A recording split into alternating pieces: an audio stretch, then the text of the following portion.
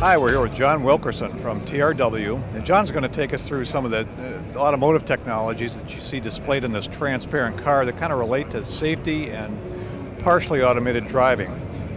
John, why don't you just tell us why did TRW come up with this demo and what are we looking at here? Yeah, this is our acrylic car, and it really does show off all the various safety technologies that TRW makes. And one of the things that we found is as you take safety technologies, you can broaden and expand them when you have various ones on the car that can then be used to do things like partially automated driving. So we kind of look at this as a building block approach. We start with some of the basics, things that are like electronic stability control that you can see over here, and electric power steering. Those are pretty well standard across the major Western markets and certainly finding their way into the emerging markets. So you'll find those on most cars. Those are the actuators that will actually do things once you sensed perhaps a potential collision or things that may happen that can help you avoid an accident. We also are now moving into the realm of doing advanced environmental sensing technologies.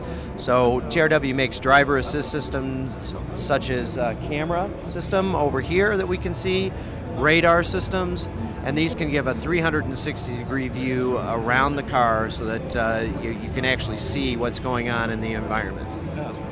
When you have an electric power steering, I would imagine that might also play into things like systems that let you automatically park the car. Is that true? That is correct.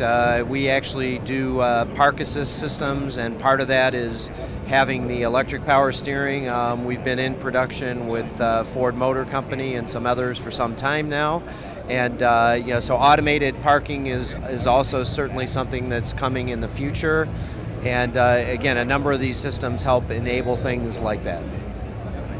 What kind of radar technology does the cars today typically have? Well, what we're looking at on this vehicle is our next generation radar system, which is called a AC1000 system. So AC1000 actually has various radars around the car to give you that 360-degree view. Those feed into a central processing control unit, which then take all of those inputs, not only from the radars, but from cameras and from some of the other sensors on the car, and then can make high-level safety decisions. So typically between the camera and the radar, you fuse data together, and then the camera is very good at seeing a wider field of view and at object recognition. Radar is very good at long range and with the relative distance between objects and vehicles. So when you fuse that data together, you're able to do a number of high-level safety decisions. And a question that's on a lot of our readers' minds is, where's this technology going? Can you kind of give us a flavor for what the developmental directions might be for you guys? Yeah, you mentioned partially automated driving, Leland, and that's really one of the main areas where the industry is heading right now, and towards fully automated driving at some point. But I'd say over the next 3 to 5 years, you'll see a lot of partially automated driving systems that find their way into the actual roadways, and they'll start on luxury cars, but they're going to move down to typical family cars as well. So we're already seeing things like the camera technology be penetrating the market pretty heavily, and it's a big growth area for us. But then you start to take those sensors and use them and get all that data of the environment around the car, and then you can start integrating with the stability control, the electric power steering.